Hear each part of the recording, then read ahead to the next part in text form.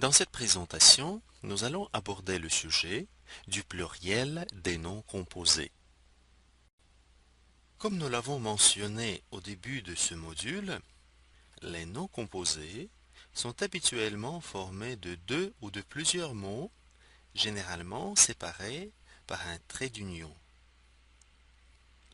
Voici les combinaisons possibles qu'on trouve dans les mots composés. Un oiseau-mouche. Ce mot composé est formé de deux noms, oiseau et mouche. Un gratte-ciel. Ce mot se compose du verbe gratter et du nom ciel. Une douce amère. Nous formons ce nom composé à partir de deux adjectifs féminins, douce et amère. Passons maintenant à la formation du pluriel.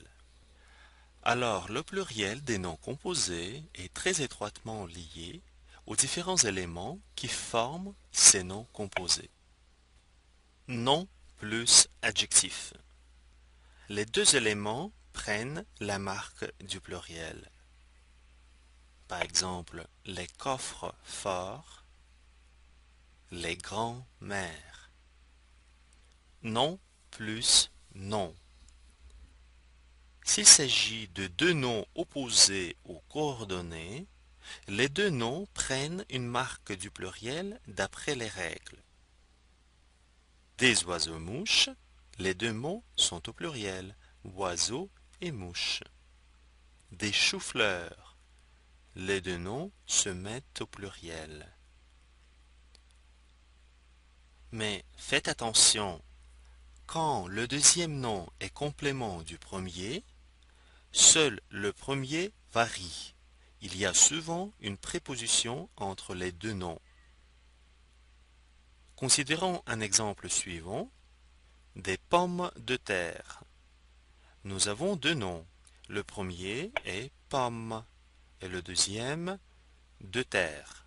Donc, ce deuxième nom représente un complément du premier. Dans le cas du pluriel des noms composés, le complément reste invariable. Encore quelques exemples. Des chefs-d'œuvre, des arcs-en-ciel. Verbe plus nom. Le verbe ne change pas alors que le nom se met au pluriel. Des gratte-ciel, des essuie-mains, des couvre-lits. Mais des trompe-l'œil. Pas de pluriel si le nom est accompagné d'un article comme l'œil où nous observons l'article défini. Ni non plus pour le nom qui commence par une majuscule. Des prie-dieu, par exemple.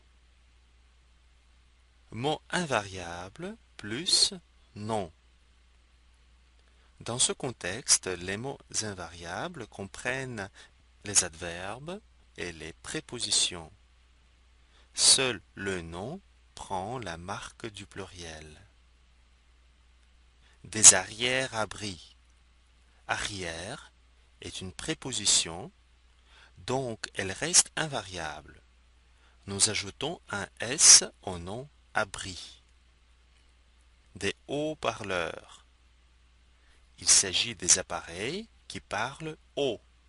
Haut est un adverbe et il reste invariable.